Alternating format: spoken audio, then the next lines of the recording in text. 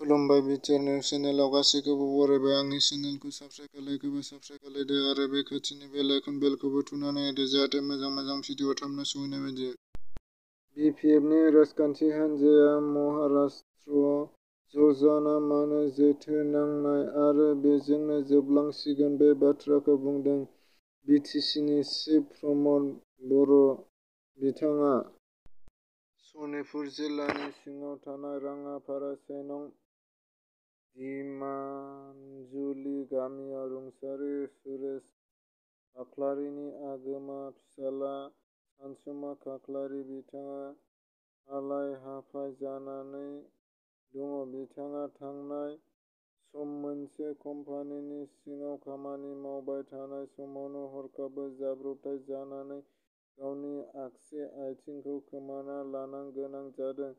दुखुथिया सानसुमा खाख्लारि बिथाङा गावनि आथिंखौ बिटिआर आरो आसाम सरकारखौ लागायना मदद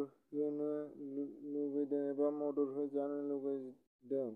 मख'जाथाव दि बिथांहा बिमा-बिफा रावबो गैया। नखरनि सुबुङाबो आथिं गैयै जानायनि उनाव न'फारसे लिंहराखै आरो जाय कम्पानियाव थानो बे कम्पानियाबो गोबाव सम दोनला होननानै फोरमायदों। राहा गैया जाना ससियेल मिडियानि गेजेरजों सरकारनिसिम मदद बिदों। दा नायनो गोनां बे ससियेल मिडिया बिथाङा दुखुथियाखौ बेसेबांबा मदद होनो हायो बेखौ समासो खिन्थिसिगोन। सोरबाफोर आबुं सुंगारलानो नैबे जानबुं नम्बराव फन खालामनो हागोन। जानबुं नम्बरा जाहैबाय 6001216363। खेबसे बुंबावनि 6001216363। बे नम्बराव खौरां लाहरनो हागोन। महादत हान्जाया बिटिआरआव इलेक्सन गेलेया होननानै बुंदों आरो बेवहाय बिटिआरआव इलेक्सन गेलेनायखौ बिपिएफ हान्जाखौ मदद होगोन होननानै बुंदों आरो बिपिएफ हान्जानि अनगायै मोनद' पार्टियानो बे महादत हान्जायाव दङ।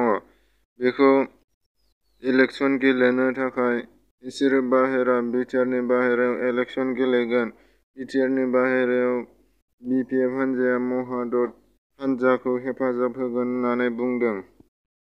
आंनि चेनेलखौ साबस्क्राइब खालायाखैबा साबस्क्राइब खालायदो आरो बे खाथिनि बेल आइकन बेलखौबो थुनानै होदो जाहाथे आं भिडिअ होबानो सिगांग्रो नटिफिकेसन सौहैनाय बायदियै आरो भिडिअखौ स्किप खालामालासिनो जोबजासे नायलांगोन होननानै आसा खालामनाय थाबाय।